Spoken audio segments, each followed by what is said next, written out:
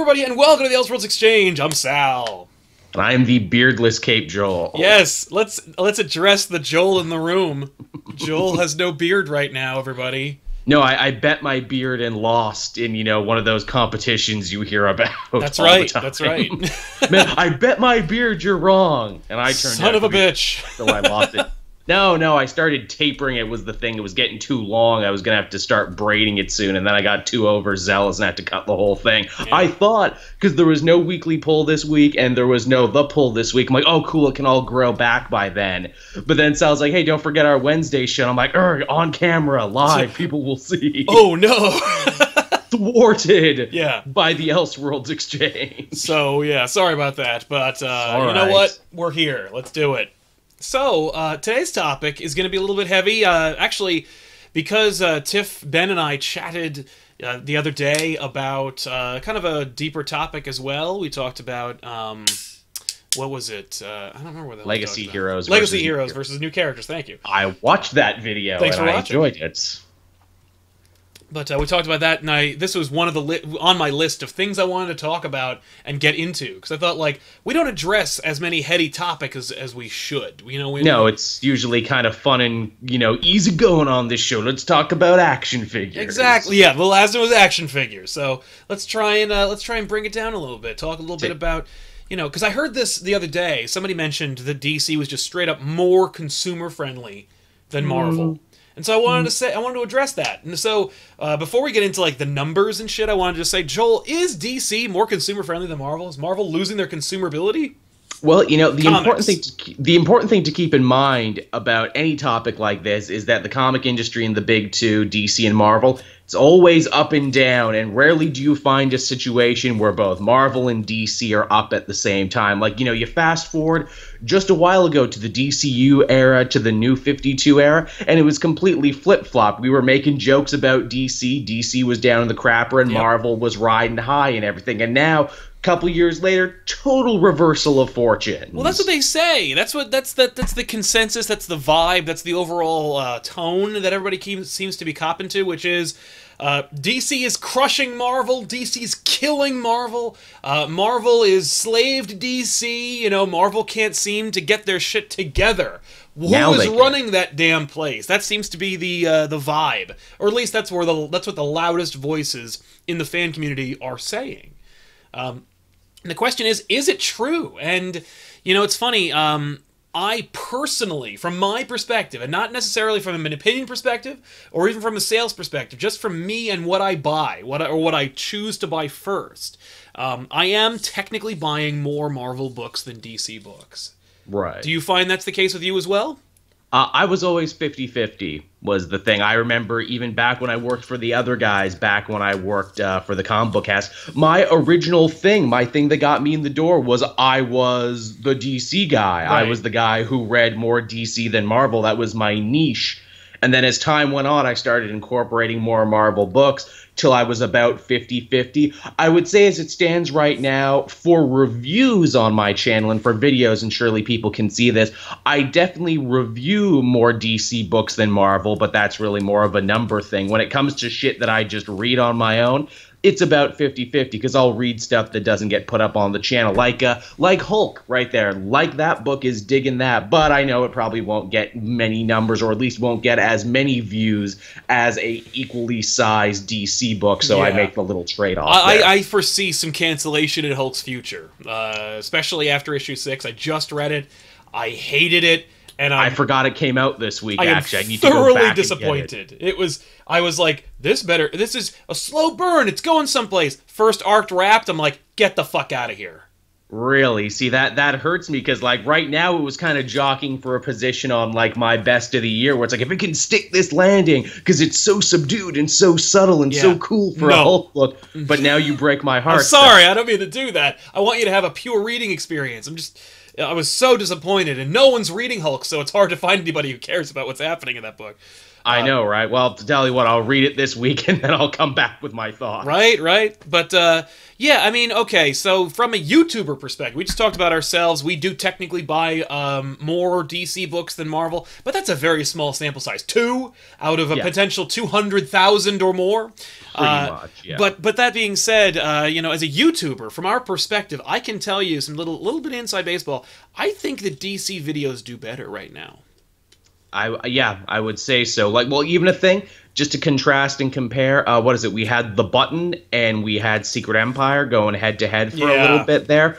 Button coverage did way better than Secret Empire coverage, and I know because I put them both basically back to back, same day, same time slot. Oh. And I think it was about a 2K difference for The Button. Yeah, I thought, well, let me tell you something. I thought that it would be a smart move to just go back and forth, take like Button and Secret Empire. It's perfect. We can really split it down the middle and show both of the big two their you know, their fair due. Secret Empire doesn't hold a candle to The Button, which at the end of the day was just like, hey, let's watch Batman and Flash do something real quick. Like, Secret Empire is an epic Marvel status quo changing, blah blah blah. The world will never be the same again. And like, let me tell you something. Let me fold in. If we're baking a cake, I'm gonna fold in a little bit of numbers for you.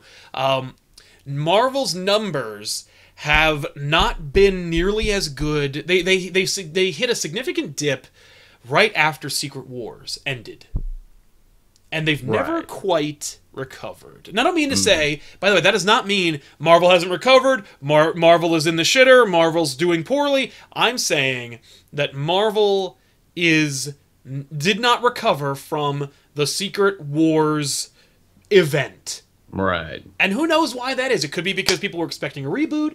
It could be because by the time Secret Wars is over, people were fatigued and done. It could be that Secret Wars was a really good tapping out point. Like, that was a nice story. I think I'm done now. Right? What a good time to stop. I don't know. But the fact... Everything lives. Okay. Right. Thanks, Reed. Enjoy not being in a book for a long time. But, yeah, so... For that, I mean, Marvel is, like, superficially, they took a hit after Secret Wars, and I think that, like, after Secret Wars, they might have wanted to reconsider the whole event thing. Right. Or going all in on events, even though it seems to be that events are the way to make money. As it turns out, and what we discussed before, is that, like, event comics do result in a bump in sales. But the bump goes, you know, a bump is this. It's not a freaking right angle that just never stops going towards the sun. It's not sustainable, and I know, like, the whole idea of tie-ins for your event is hopefully to get some eyes on a book that maybe people aren't reading that they might enjoy.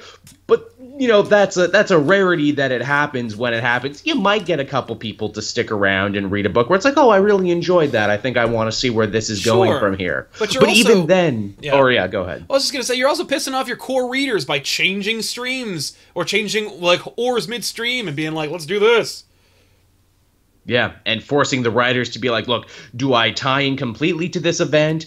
To, you know, try and, you know, reel in those people who aren't reading it, or do I kind of try and stay the course and tell the story I'm telling? Of course, I'm a big fan of Jimmy Palmiotti, and I always love reading his event tie-ins because you can tell he really doesn't care about it. Right. He's like, look, I will pay lip service to your event. I will have a thing happen, but at the end of the day, I'm telling my story. Yeah, exactly. If it naturally flows in, I will do it. But if you ever read his tie-in for, like, Night of the Owls, which was Jonah Hex, which was already kind of weird because it's like he's fighting a thousands or hundreds of years removed version of a Talon from the Court of Owls, and it's great because Jonah's just walking around having an adventure. Oh, dumb, man, gotta deal with these guys with the crime Bible and everything. Oh no, a Talon. Better shoot a man. That was sure hairy. Time to continue with this story, though. Yeah, so, I mean, I can imagine how that would not necessarily contribute to the sales of Jonah Hex books. Not really, but then again, I think Palmiotti's a guy who knows his audience, knows his numbers, and knows to get in and out. Yeah, that's right. So, I was looking at, just talking a little bit about numbers, I was looking back at 2012, when Marvel just started Marvel Now, and DC was 8 months deep, I think, in DC New 52. I remember this era. It's when it really started taking off for me as a comic book YouTuber. Right? So, number one, the first thing that I noticed was there were books breaking 200,000. Right. That book, unfortunately, was Avengers vs. X-Men. Oh, no. And it was issue 1. Oh, no. So, big deal event. It's funny because it used to be, I was actually looking through some old numbers and I was thinking to myself, like, man, I gotta pick a time when there weren't any events going on. I have to go back before 2005. Jesus. And I'm not going to do that because then that completely changes the dynamic. I'm thinking just about, like when status quos were starting to shift over. Like, ooh, like Marvel's just dovetailing out of their new status quo. It's basically the end of Marvel Now 2.0 / All New, All Different Marvel, and DC is a year deep in DC Rebirth. Let's take a look at some comparable times. So with this, Avengers vs. X-Men was in the top. Its 0 issue was the second best-selling issue in March of 2012. But interestingly enough, the top 10 slot was occupied by both Batman, Superman, Avengers, and Justice League. Like, those are the world, with a weird exception of Green Lantern #7 also sold in the high 90s, or in the low 90s. What was going on with that issue? Why did that one blow up? I don't know, actually. Green Lantern #7. Let me know what happened in Green Lantern #7. Was it good? Was it real good? Right? Was the buzz that freaking good about Green Lantern for some reason? But it was interesting because you're thinking to yourself, like, okay, like, one thing to note is that Marvel and DC's placement in the top 10, top 5 slots haven't really changed in the last 5 years. No. Same books are occupying them, the same publishers are occupying them, and while in an inverse place, I know that whenever I look at Comixology's top pulled books of that time, I notice that DC is typically dominating the top 5, top 10. Right. When it comes to sales, like just pure sales, it's pretty much neck and neck. Right. Like Marvel might be 2/3, DC might be 2/3. It really depends, But with March, it was pretty much hand in hand. Batman always, of course, sells the best.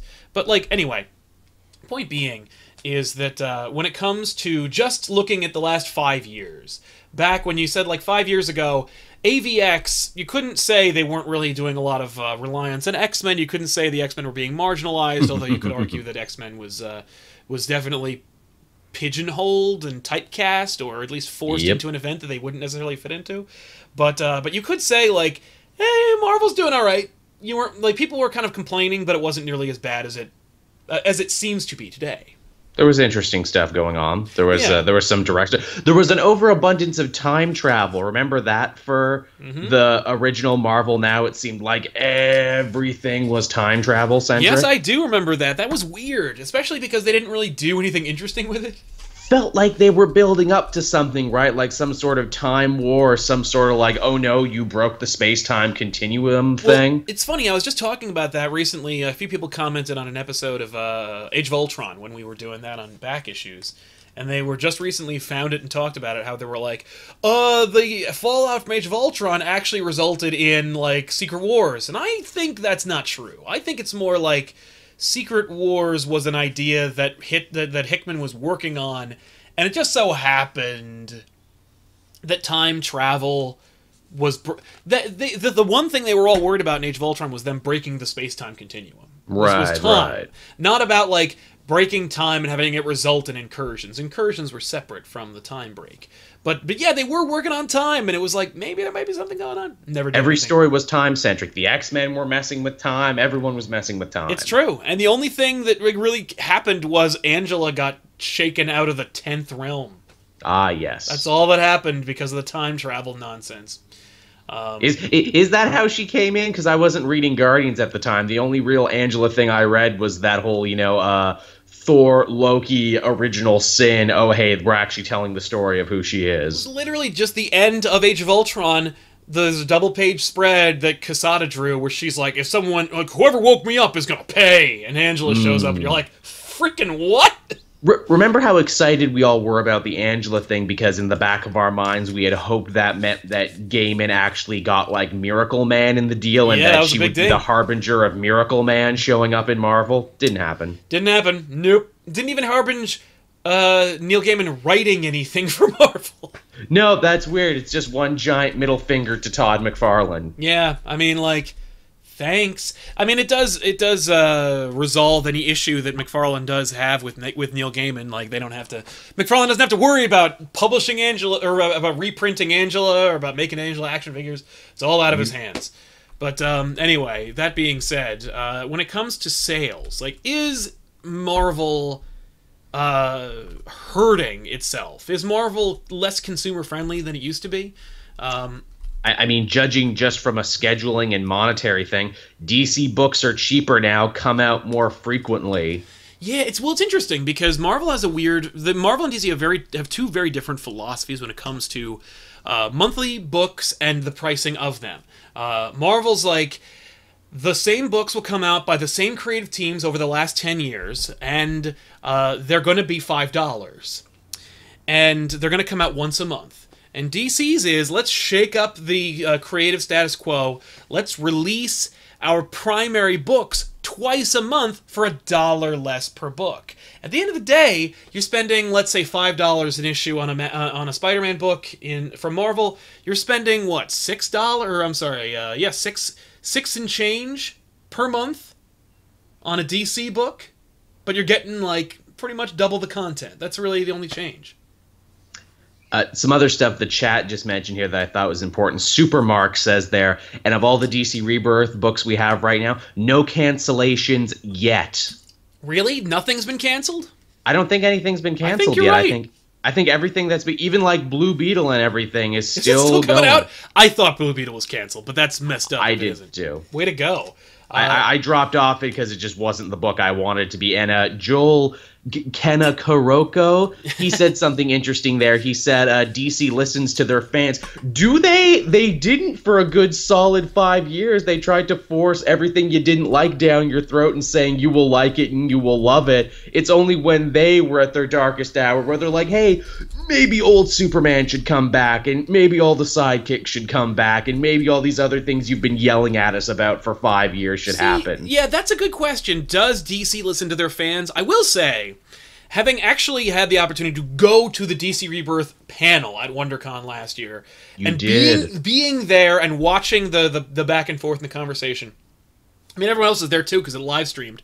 But if you were there and you watched the whole thing, I did get a distinct impression that DC was at least trying to perpetuate the narrative that we listened to you, that we're trying. It was a wonderful panel. Yeah, it was number one. It was a flawlessly executed panel. Number two, it had great art. Number three, it had great creators there who were time honored and recognized, and like great creators, and they made the bad ones like Scott Lobdell stay at home. And they brought out like Greg Rucka and Dan Abnett and stuff like that, being like, "Look, you liked these guys. You liked them when they worked on the books you liked." So it was a way, and even what's his name, even Dan DiDio being the guy to say, Dick Grayson's becoming Nightwing again, and he's going to be blue. Yeah. Like, it was at least a way for them to say, hey, listen, even if behind the scenes they don't give a shit about what we think, they definitely want you to believe that they hear what you have to say, which I think is more than I can say for Marvel, where Marvel's like, here's what we're doing. And that's like the end of the conversation, and people are being like, "Why are you doing this? Why are we doing this? Why any of this?" And Marvel's just stonewalling them. Yeah. At the very least, there seems to be a kind of like a culture of community fostering that DC has just recently started to adapt. I'm not saying that DC is better at it than Marvel, nor am I saying that DC is just a better place or that they love their fans more. They're trying to meet people halfway, though. At the very least, or they've at least figured out how to monetize what can be construed as community fostering. The DC fan channel, which we've all done work with, is an excellent idea. It's a great idea. Is it a great execution, though? Did it succeed? I mean, it's a thing that exists, and it makes people feel closer to the company. I think you're right. I think it does. I certainly feel like we've got a contact at DC. That's like Absolutely. more than I can say for Marvel and any True. respect. That being said, I shouldn't necessarily skew it because we have a built-in audience and they want us to sell to their audience. So I understand why it's a mutually beneficial relationship, but it's the idea that they're saying, hey, comic book creators on YouTube, and this is even talking about fans, this is just talking about guys like me and Sal, hey, you matter, we know your name, and you know ours. Right, and we believe that what you're doing can benefit us. We believe that what you're saying can help us as well. And that's, like, right on, okay. Is that community fostering? Does that help us out? I hope so. I mean, like, certainly, so. that'd be nice. But, yeah, superficially, I'd say that I can understand why people think that DC is more consumer friendly, because DC is at least fostering communication with their audience and trying to make an effort, make a conceited effort. Whether they're doing this properly or even legitimately or not is beside the point, but they're at least trying to foster this narrative of a collaborative kind of relationship between itself and like its community, which is cool. Again, it is. And you mentioned the big conference there. It's not like they kept every promise that they made there, and it's not even like you could see through a lot of what they were saying. I remember the thing that always made me laugh was when they were talking about Green Arrow, when they're like, so we sat down with a bunch of the creators and we asked them what makes you love these characters in these stories, completely different and excommunicated from from the TV show. What makes you love them? And we wanted to go in that direction, but Diggle will still be in the story and he will be wearing his costume from the TV show though. And also Suicide Squad, what made you love these characters? What were the Ostrander stories that inspired you? But also it will be the team from the movie. Right. Yeah. Because we're a multimedia company, damn it, and this is how it works now. And even if they don't like our movies, at least we can sell some books. Exactly. I will say that there is no communication at Marvel. There is no communication between Marvel and its creators, and there's no communication between Marvel and its fans. Sure doesn't seem that way. And also, even the way they're creators, too, you can tell some guys are just given roughshod to do whatever the hell they want. Yes. Yeah, and some aren't, and that's probably not a great work environment. I can't imagine. I have spoken with a couple of creators at Marvel, and I will say that they are thankful for their work, but I won't say that they are happy where they are. And that's all I can say about that, but I will say that, like, it's all about fostering relationships and being, open and willing and having a direction is, for me, the most important thing. This gig that gets you to the next gig. Yeah. But let's take a look. Let's take a look at some numbers here. I have some right here in front of me from the last 2 months, April and March. Let's take a look at whether or not Marvel is consumer-friendly or not. Whether DC is more consumer-friendly or not. Just looking at March from 2017, let's look at the top 5 books, okay? And there is a couple of weird outliers. Of course, there always is. But you know what? Like, it's still applicable. It's still worth considering, especially because remember that 5 years ago, the top book was Avengers vs. X-Men, and it sold 203,000 copies.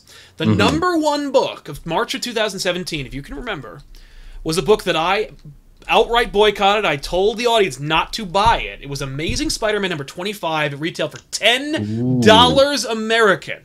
Yes, and it was mostly a bunch of fluff and filler. It sold 113,000 copies. That made it the number one selling book of the month. Now that's and Marvel's justification for that crappy thing, where it's like, look, you might not like $10 books, but you buy them. Well, and here's the thing: Marvel made this book $10. That sucks, but they also made sure to at least have extra content. But at the end of the day, if your book is $5, then you really only are expected to give us 50% more. And they didn't do that. Like, no. They're just 1 pages or 2 pages. Critically, critically I say that it sucked, although I will say that that's in the eye of the beholder. I'm sure there are some people who really, really loved what happened in Amazing Spider-Man. But Sal, how, if I didn't pay the $10, will I get a short story about Marvel Tsum Tsums? No, you won't, but you probably can get your own whole book starring the Marvel Tsum Tsums at some point. But I'm you surprised also that's do get not a thing yet. Yeah, and you also get a full page, weird, like out of continuity, like story about whether or not Peter and Aunt May should get a dog when he was a kid. But anyway, the point being, it sold dramatically lower numbers than its 5-year predecessor, but it was still the #1 selling book. Yeah. Marvel said, here is Spider-Man 25. We've rebooted Amazing Spider-Man 3 times. Here is the 3rd reboot of Amazing Spider-Man. It's lasted 25 issues, and to celebrate, we're going to charge you $10. And everybody said, I want that. There was nothing going on in Spider-Man that was eye-catching or event-related. It wasn't like a Spider-Verse event, or it wasn't You did get the Doc Ock thing to Secret Empire. It wasn't even a Spider-Man event, but you got one little event. Well, but it wasn't like marketed. It wasn't like, holy shit! Like it wasn't like labeled the road to Secret Empire. It wasn't trying to make you like it was. There was no gimmick. Is my point. I was gonna say, did they not? But then I'm like, no. The secret leaked out like a week before it came. Yeah, out. no. Bleeding Cool probably did more to sell that book because of the Superior Octopus reveal than Marvel did. But that being said, it was still the #1 selling book. And then, by the way, the next 3 best-selling books that month were all called Batman. Nice. Dark Knight 3: The Master Race #8 came out. Cannot believe that's still selling as high as it is. I thought most people would have abandoned that. You know what it is? It's literally the same thing as All-Star Batman, Robin the Boy Wonder. It's the same thing as Dark Knight 2. The book comes out so infrequently, I can afford $6. I can afford $6 every 6 months, or every 8 months, or every year. Plus, I'm a weird masochist. I want to see where this goes. Yeah, plus, it's like a dumpster fire or a train wreck. I want to see what's happening with this. But Dark Knight 3 Master Race #8 came out with 107,000 copies, and it was $6. It was a little higher than what Marvel normally sells for a regularly sized issue. Right. Then it was Batman 18 and 19. Part of the Rebirth thing. Yeah. DC sold 2 issues of Batman for $6. For $4 cheaper than Amazing Spider-Man, you got 2 issues of Batman. Yeah. They were good. Is that more consumer friendly? I say it is. It's definitely more economical. I mean, because that's the thing. What is consumer friendliness and what is just good business and good economics? Yeah. Now, that said, it must be because of the Netflix show, but Iron Fist #1 was the next best-selling book at #5. And it was disappointing. I bet it plummeted like a mofo after that. Let me take a look, actually, the next month, where Iron Fist fell. From #5 on the slot to number 77 on the slot. Yup, that sounds about right. Holy crap, that is a fall and a half. Shame, too. I love Iron Fist, and I like Power Man, and I'm sure Luke Cage will have a similar fall for its second issue. Now, let's take a look at the next one for Amazing Spider-Man. After the 25th anniversary, or after the 25th issue, issue number 26, it dropped from 113,000 copies to 62,000 copies. Dropped about half of its readership down to the number 15 spot. Dropped from #1 to number 15 best-selling books of that month. Dang. Now, so that being oh, by the way, then let's take a look at the top 5 of April. Secret Empire #0 came out. That was the #1. It sold 50,000 more copies. That's like Aquaman, basically. More copies than Amazing Spider-Man 25. For half the price. I like that's the yardstick. It sold Aquaman more copies. I've used that metric before. Like, Renew Your Vows sells about Aquaman. I'm sorry, actually, that's not true. Renew Your Vows sells 25,000. Secret Empire sold double that. So double Aquaman. 2 Aquamans. But how good is Aquaman? Have you seen that new art? I don't know. I have not, actually. I don't read about Aquaman. But I've fallen off Aquaman, actually. I was resident Aquaman guy on the pull. Now I'm like 2 volumes behind. I need to catch back up again. But anyway, looking at the top 5, Secret Empire, Batman, X-Men Gold, X-Men Blue, Flash. So it's really, what is it, 3 Marvel, 2 DC. So you see, like, like you said earlier in the chat, it is just it's dips and dives, it's bumps and hills and valleys. Like, just because Marvel is doing things we don't agree with, and even then we don't all disagree with what Marvel's doing. And as I say too, the talent is there. The books that are good are really good. Daredevil, Thor, everything like that. Yeah. The problems are all editorial. No, it's true. Well, is the problem editorial? Because like the books that are good, and it's because of the efforts of many people. Comics are a collaborative medium that requires artists, writers, editors, colorists, letterers, inkers, all that shit. Printers, like. The editor has to be doing a good... If you had a shitty editor on Daredevil, it wouldn't nearly be as good of a book. I guess. So the question is like... Well, we'll get to that question in a minute. But for now, I think that if we're going to... Like, if we were to just answer the question from our own perspectives, I gotta say, DC looks more consumer-friendly than Marvel. They look more cohesive, that's for sure. They're definitely moving as a unit. DC is doing a better job of selling the sizzle than they are at actually selling the steak. Because when it comes to the steak selling, Marvel and DC are both selling pretty okay. If you looked at, like, I was just looking at an article regarding the diversity issue, that idiot who talked about how, like, oh, Marvel isn't selling because you people don't want diversity. Turns out that the books that have the diversity changes sold pretty much as well as they normally did, and they were pulling in the numbers that you would expect from and got great award consideration too. Like, a lot of the Marvel books that they were talking about in that thing are all like up for Hugo Awards or like are New York Times bestsellers too. Yeah.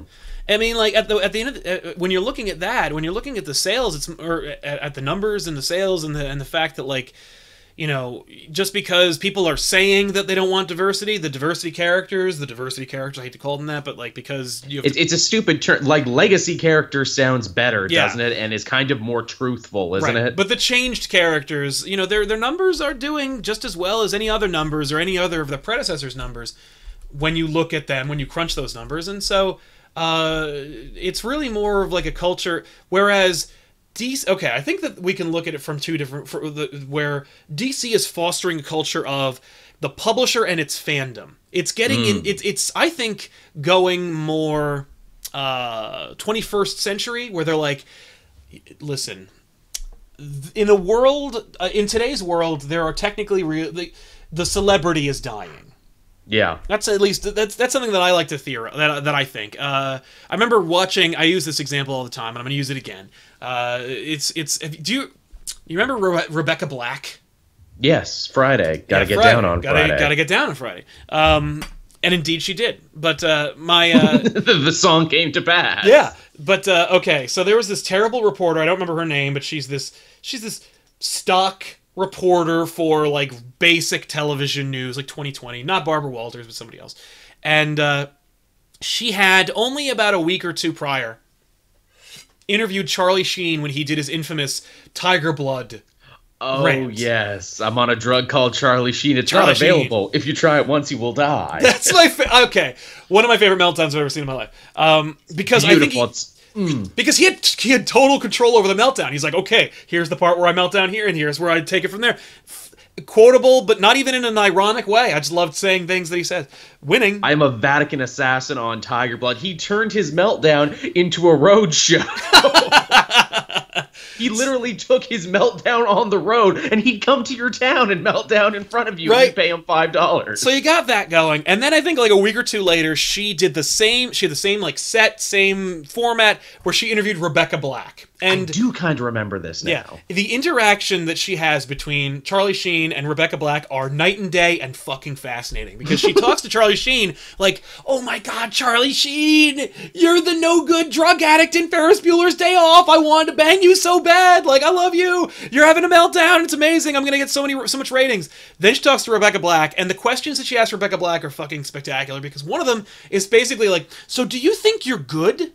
Do you think that, like, you can sing for real? I do remember this now. It's just this fucking, this obnoxious, like, Condescension where she's like, do you understand that 2 weeks ago I had Charlie Sheen on this couch and now you're here? Who the fuck are you? And like, for me, I'm like, hooray, because what it's really saying is celebrities are dying.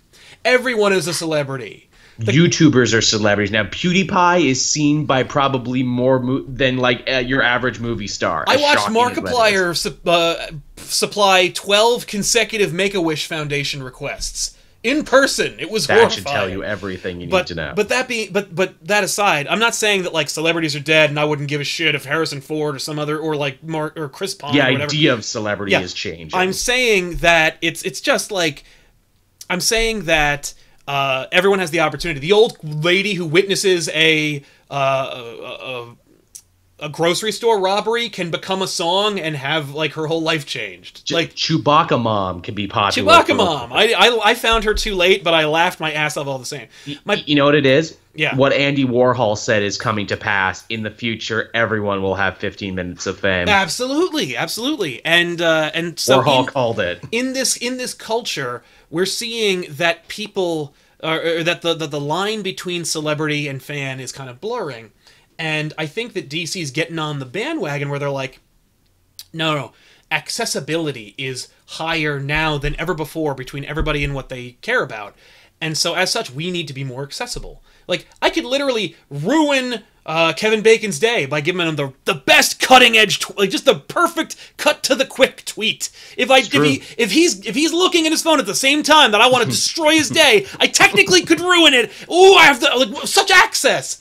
Like, unlimited power. If I were a sociopath, I would think these things. But like, there's plenty of them. But don't worry, there's no shortage of them. But the fact, like, is because don't worry. There's a point to this rant. Is that the line between like, or the accessibility has increased exponentially, and it's just DC is fostering this accessibility culture, even if it's not even true.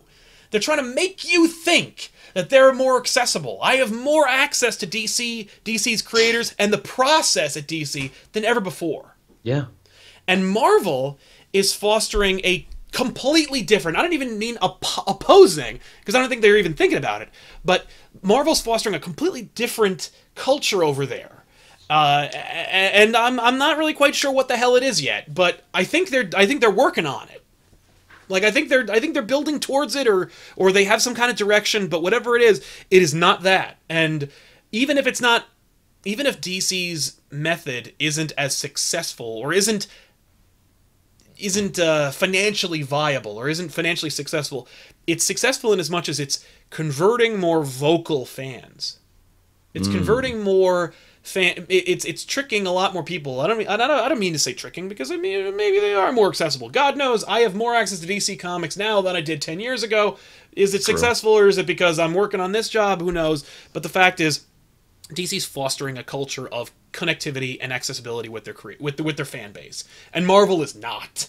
No. And Marvel's instead fostering a community where it's like about, maybe they were trying like diversity, or maybe they were just trying to foster a culture of like, we're doing anything, we're trying it all, and who knows if it works. Anything can happen. Everything. We're the house of ideas. Yeah, anything can happen. Anything can happen over here. Here's an interesting thing, because I thought about this. We were talking about, comic companies' relationship with their fan bases, with their readers and everything. What about their relationship with, like, critics and awards? I have up here right now the Eisner Awards for this year, for 2017. Not many DC books in it, interestingly enough. Right. Here's the thing. So, like, what is it? Best Continuing Series. We got The Mighty Thor on there. It's the only Marvel book for Best Continuing Series. Best Limited Series, Han Solo, which is technically Star Wars, which technically makes it Marvel. Which, by the way, just a quick pin in your thing, we all expected Star Wars to be like the #1 book for Marvel all the time. It's not. Shocking. It's not bad. It's not selling poorly. It's actually always like in the top 20. But it wasn't the cash cow that they thought. And which, oh gee, if only I had 15 to 20 years worth of data from Dark Horse to prove that theory, but who knows? But anyway. Now, here's one here, too. For Best New Series, here we actually see a bit of a split. We see Deathstroke by Christopher Priest is actually up for an Eisner for Best New Series, which I find very impressive. I thought I was the only one carrying a torch for that series. And the one Marvel one we have here is Mockingbird, which of course got canceled kind of quickly, but still had a lot of love and admiration behind it. So I think that's kind of interesting. Yeah, it is interesting. Books canceled. Isn't that the one with the cover that says "Ask me about my feminist agenda" and caused a lot of people to shit their pants? That's the one. Wow. Interesting. Going up against Christopher Priest's Deathstroke. Now, for best publication, teens age 13 to 17, there's the Hope Larson Batgirl in there, and Unbeatable Squirrel Girl, both sharing the same space. Interesting. Very.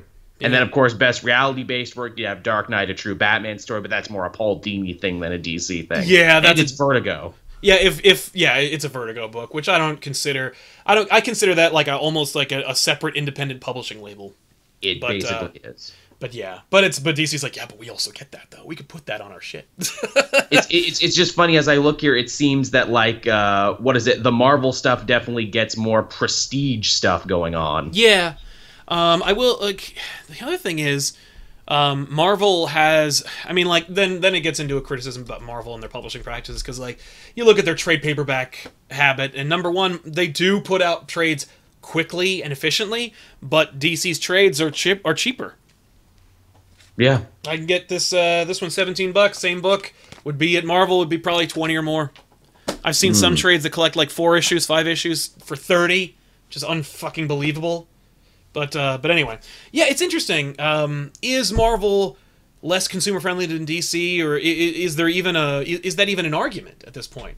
I would say that like no. I think if you cut through it, if you cut through the double speak and the smoke and mirrors, that Marvel and DC are in the same position they were at like 5 years ago, 10 years ago, 20 years ago. That's the thing about comics, and I've only been doing it professionally for a little bit. Yeah. But everything in the comic industry is circular, and it'll come back again. And God willing, in 5 years, if Sal and I are still in this business, we can talk about how Marvel clawed their way back to the top, and how DC shit the bed. Yeah, it's funny because while it's hard, and I acknowledge it's hard to extricate yourself from your perspective about what's happening. I think that Marvel is doing a lot of like things wrong with their main characters, but they're not. But the whole market is hurting if you compare now to 5 years to 10 years ago. It's true. So, they need a shake-up, that's for sure. They do need a shake-up, because the question is, are their practices working or are their characters working? Are people buying Amazing Spider-Man 25 because it's like because Dan Slott did such a great job, or because the buzz about Amazing Spider-Man 25 was so high, or is it because it was a 25th issue and it was $10 and they like marketed it as like a special double-sized bonus book? I mean, I think the characters are as relevant now as they've ever been, and will continue to be relevant, if I may get, all hoity-toity here. Yeah, superheroes are our modern-day mythology and everything. Agreed, absolutely. No, I think it's just a peak and valley thing that they're in right now, and here's hoping that something does happen, but more importantly than that, here's hoping they pick a status quo and stick with it for a little bit. Yeah, but is that the way to do it? While that would help us, would that help Marvel? Would that help Marvel sell better, or would they, or would it only doom them? Because I'm always worried. I don't know. I'm always worried about them, about these guys, about creatives learning the wrong damn lessons. I don't know, selling Spider-Man for $10 for a piece of shit, and yet it being the #1 selling book that month, and kind of being off the #1 selling books unless it was an event. First non-event #1 best-selling book in a while. It's just weird. Like I don't know. I don't want them to be like, that's the way to do it. We gotta like every 25 issues make them $10. Or every 2 years we gotta reboot them all and then give them a new #1. Yeah, another thing they're saying in the chat, and I've seen this sentiment around a lot, but no one ever seems to bother to try and explain it. They're like, oh, Marvel has a problem with pandering. Pandering to who and to what? Yeah, to whom and how. That's so broad a statement. It is a very broad statement, and it's like, I would argue that DC is the one that's pandering. They're the ones God, who yeah, are they're pandering to guys like us who remember back in the day when Superman did this. Yeah, yeah, they literally replaced the Superman that like 4 people think is awesome. Like, yeah, that's the ultimate pandering. Now, that said, Superman's also selling better than it has probably in a long time, so there's something to be said for that. Is it because they pandered, or is it because the stories are just also solid? It's funny how hand-in-hand that is, because those books, the Superman books, I've read Superman. Superman is not the best written book all the time. It's not. At least it wasn't when I was growing up. And now it's great. And it's not, is it All-Star Superman? Is it Superman for all seasons? Not necessarily, but you know what? Like, it's as good as the serialized fiction that Superman had been and where it came from. I mean, you know, it's interesting. Do you think, too, with DC and, like, the success of DC Rebirth, I see you drinking your Coke Zero there and enjoying it. Do you think it was like a new Coke style thing where it's like, hey, here's the new 52. You're not going to like it, but you'll have to deal with it for about 5 years. And then when we think you're really sick of it and that maybe we've wringed just enough out of it, we'll bring back the old stuff that you really like. That's an interesting conspiracy theory that, like, DC, that New 52 was, like, a plan or a ploy, because I've heard the conspiracy theory about New Coke that, like, okay, sales for New Coke, I've heard 2 theories about New Coke, by the way. One is that sales are down, we'll replace the thing they like with something that sucks, then when it comes back it'll be a big deal and they'll all rebuy old Coke.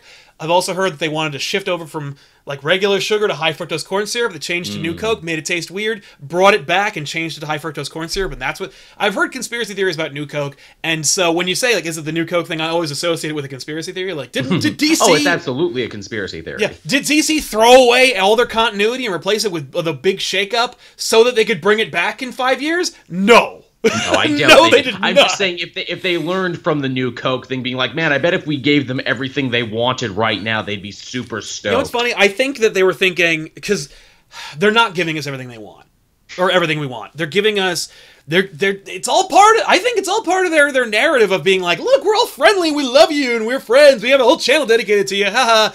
But, like, they're not giving us everything we want. They're like, here's some things you want, but, like, we're still keeping all the stuff that we did.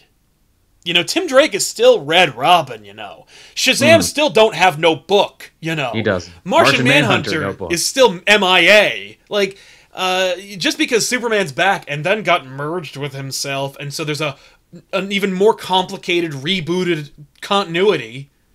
You know, it's weird. I don't know how to square that circle, as Rob would say, but it's interesting. And the other thing is, and this actually dovetails into a topic that we'll have to discuss in the future, which is DC Rebirth a publishing line, or is it technically an event? Yeah, that's the thing. I mean, they're connecting more than they ever did before. They're all dropping hints, and you feel like no matter what you read, they're making some sort of reference to this whole overarching Watchmen thing, even if it's big, even if it's small. Yeah, it's true. I have not since Civil War have I seen this kind of, like, interconnectivity in a line-wide publishing spectrum. Because it's like, you know, Batman's got his button he's dealing with. Superman is dealing with Mr. Oz. The Green Lanterns are dealing with their own problem that are leading to missing 10 years. The Titans have Wally and are getting a bunch of memories back that they never had before. It feels like it's all little pieces of a much bigger puzzle, and one day we'll have to get all our string theory boards out. Oh, yeah, totally. So Joel, answer the question. Is DC more creative, consumer-friendly than Marvel? They might seem that way more now, but I would say the companies probably have more in common that they don't. I just think DC's having a really awesome last couple years. Yeah, but it's funny, they're not selling better than they were 5 years ago. They're not beating Marvel in sales. It's just, I think they're just like their new coat of paint is just shinier, flashier, and nicer looking than Marvel's. They put some flames on it, and obviously in science, if you put flames on a thing, it goes faster. It goes faster, and is of course intrinsically cooler. Yeah. So, yeah, at the end of the day, I think the answer is no. I think the answer is no. I think that it's just that I think that that looks can be deceiving, and it just feels like it is. I think that, I think that when you're hungrier, a sandwich, it might be more delicious. You know, if you're thirsty, water tastes better, and if you are hungry or thirsty for the status quo and for better written comics, then DC might seem more appetizing, but it might just be as good as it was 5 years ago. And here's another thing too, again, because, you know, Sal and myself, we've read comics long enough. I think we can say this with some authority. we're really digging it now, but it can change On like a dime. that. Oh, yeah. Like, it can come to a screeching halt. Yeah. Yeah, it could. I don't know what it would be. Marvel could do the same thing. By the way, I hate Secret Empire right now. Like, I'm still into it. I think it's horrible. I read the most recent issue. I was like, F you. This is just I am not enjoying this. I'm still digging it. Well, although it's funny, I fell in love with Spencer's Captain America thing because I loved all the political analogies he was making and all the ripped from the headline stuff. That's not really in Secret Empire, and that's not really what Secret Empire is about. It's how we got there. Yeah. But the event itself is not dealing with that. The tie-in books are doing that, especially the Captain America tie-in book where the last one was straight up Frost Nixon. Yeah. Yeah, it was. But yeah, it is interesting. And, it's kind of like a thing where it's like, it's like you lured me in here with one thing. And while I'm liking where you're going, now that you mentioned, I'm like, hey, where'd that thing go that I liked? I don't know.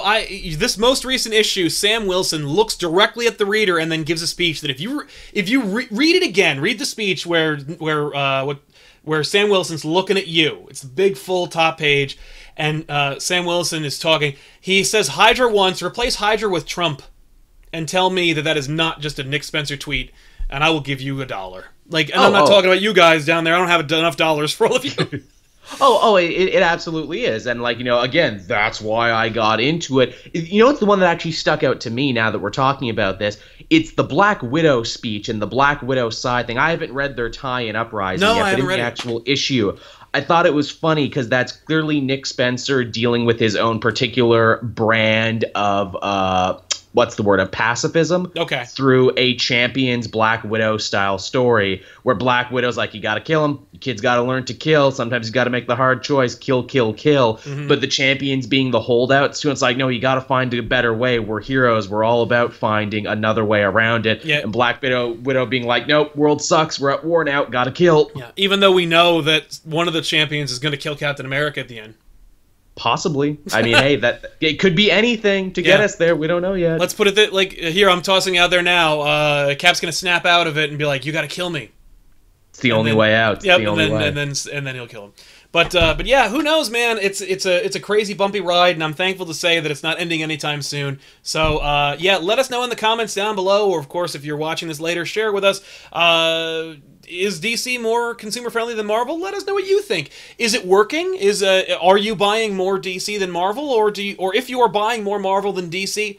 Tell us why. What's so appealing about Marvel right now that you enjoy? I'd like to know. What books are you digging? Yeah, what books are you digging, and why are you sticking with it? So, what's happening over at Cape Joel that everybody can check out before we wrap up the show? Well, if you head on over to the Comic Multiverse SoundCloud page, Matt and myself, in honor of Wonder Woman, we recorded a commentary track for the 2009 animated Wonder Woman movie. Oh, nice. It was really good. I love that movie. I think it's one of the best of DC's. It might be the best one animation they've done, because it's like, hey, we've had lots of great live-action Batman and Superman movies. Only one truly excellent standalone Wonder Woman outing, and it was this one. Yeah, it's fantastic. If you haven't hopefully already, the live-action one impresses. Yeah, I hope so too. I haven't seen it yet. Neither have I. Looking forward to it. Over here on ComicPOP, we're going to be releasing a new episode of Back Issues in about an hour or so. We didn't do Wonder Woman because, no, it doesn't work. The tie-in stuff, it never works, so we're just doing something else. Enjoy. I'm doing a tie-in this week, actually. I'm doing a required reading of, like, the 9 must-read Wonder Woman stories. I did one for Guardians, and it tanked. I hope Wonder Woman does a little better. Yeah. Now, that said, we have done quite a few things for Wonder Woman. I did a little video how to get into Wonder Woman in the first place, recommended some solid titles. We've also done 2 episodes of back issues dedicated to Wonder Woman Earth 1 and Wonder Woman Blood from the New 52. Check them out. They're a lot of fun. I think you're really going to enjoy them, and I think hopefully people will enjoy them if they're coming off of the high of Wonder Woman at the theater. You don't need to watch back issues, a brand new one just to get into Wonder Woman. Instead, you can watch a fun little back issues crossover event with Batman and Captain America. There you go. Cap's relevant. I don't know. We'll see. He's super relevant. But it's a fun episode. Check it out, and we'll see you guys next time, of course, on the Elseworlds Exchange. I'm Sal. I'm Joel. So long, everybody. Thanks for watching. Bye-bye.